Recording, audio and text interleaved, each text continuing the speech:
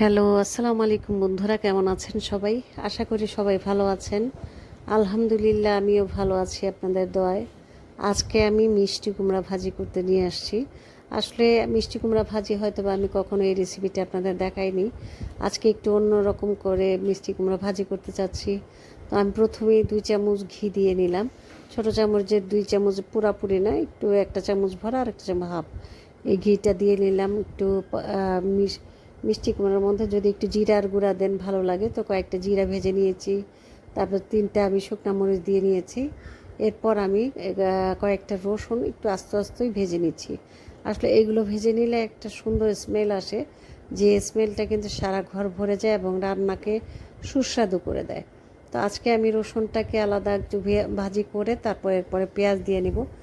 এই রসুনটাকে একটু লাল লাল করতে দেরি হয়, কারণ কি রসুনটা একটু আস্তে আস্তে রসুন, যদি কুচি করা থাকতো তাহলে হয়তো বা রসুনটা এত দেরি হতো না লাল হতে। যেহেতু আস্ত রসুন, এটা একটু দেরি হবে লাল হতে, তাই আমি পেঁয়াজ দিয়ে নিলাম। পেঁয়াজটাকে আর রসুনটাকে একসাথে ভাজি করার চেষ্টা করছি। আমি মিষ্টি কুমড়া ভাজিটা আমার খুবই পছন্দের এবং আমার বাসার সবাই মোটামুটি পছন্দ করে।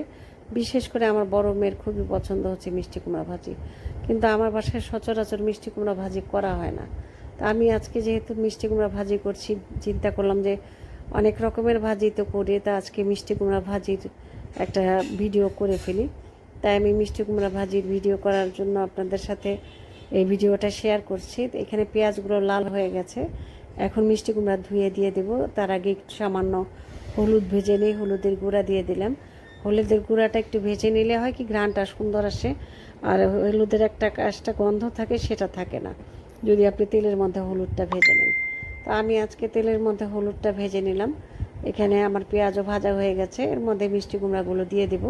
তো মিষ্টি কুমড়াগুলো ধুয়ে আমি উঠিয়ে নিয়েছিলাম, সেগুলো দিয়ে দিলাম। তো এই মিষ্টি কুমড়াগুলো দেখতে কিন্তু কালারটা খুবই সুন্দর ছিল। মিষ্টি কুমড়াটা লাল টকটকে ছিল, লাল টকটকে বলা ঠিক হবে না, এটা কমলা রঙের ছিল।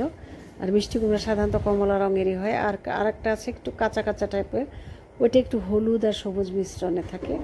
ওইটার স্বাদও কিন্তু একটু অন্যরকম। তো এইভাবে আমি আসলে মিষ্টি কুমড়াটা আস্তে আস্তে ভেজে নিচ্ছি। মিষ্টি কুমড়ায় কিন্তু খুব একটা তেল দিতে হয় না, তেলটা কিন্তু এমনিতেই অল্প তেল দিলেও বেরিয়ে আসে অনেক তেল। তো আমার মিষ্টি কুমড়াতেও অনেক তেল বেরিয়ে এসেছে। তো আমি এটার ভিতর যেহেতু ডিম দিব, সেই কারণে আমি কিন্তু একটু তেল বেশি দিয়েছি। একটু ঢেকে দিচ্ছি যেন মিষ্টি কুমড়াটা সিদ্ধ হয়ে যায়, সিদ্ধ হওয়ার জন্য ঢাকনাটা দেওয়া। তো আমি খুলে দেখলাম যে আসলে আমার মিষ্টি কুমড়াটা কতটুকু সিদ্ধ হয়েছে।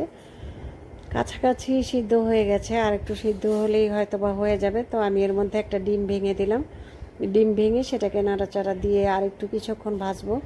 ভাজার পর কিন্তু আমার মিষ্টি কুমড়াটা একেবারে কমপ্লিট হয়ে যাবে ভাজা। এভাবে ডিম ভেজে মিষ্টি কুমড়া দেওয়া কিংবা চাল কুমড়া দেওয়া আপনারা পছন্দ করেন কিনা জানাবেন।